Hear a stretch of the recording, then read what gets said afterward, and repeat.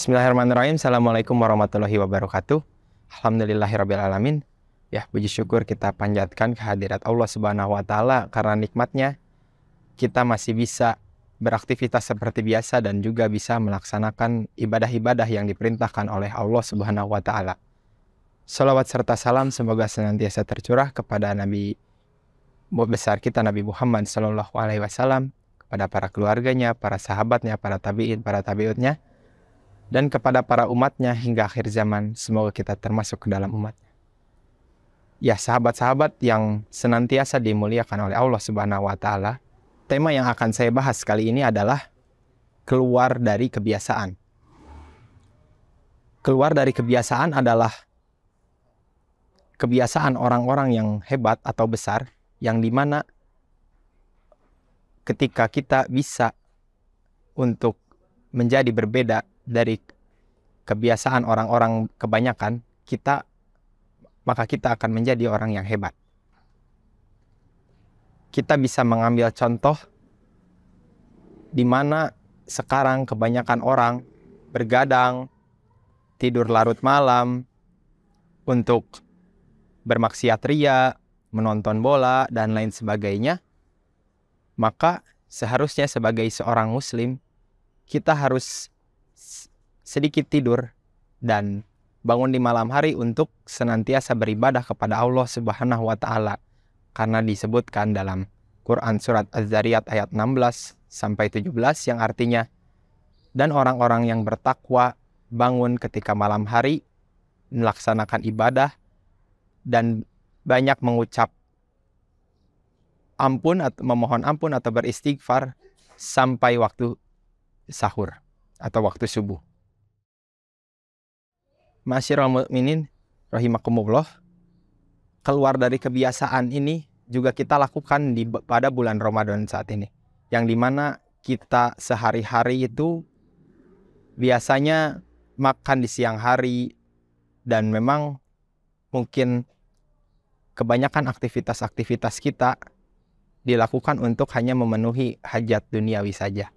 Tapi khususnya di bulan Ramadan ini kita harus mulai keluar dari kebiasaan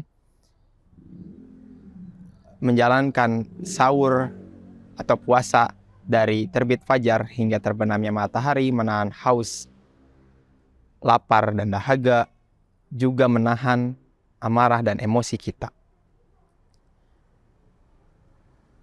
Lalu dalam Islam pun diperintahkan untuk keluar dari kebiasaan sebagaimana yang diriwayatkan dalam hadis Rasulullah SAW, hadis riwayat Ahmad, yang artinya ucapkanlah salam kepada orang-orang yang kalian kenal maupun tidak kenal, dan memberilah kepada orang-orang yang tidak pernah memberi kepada kalian.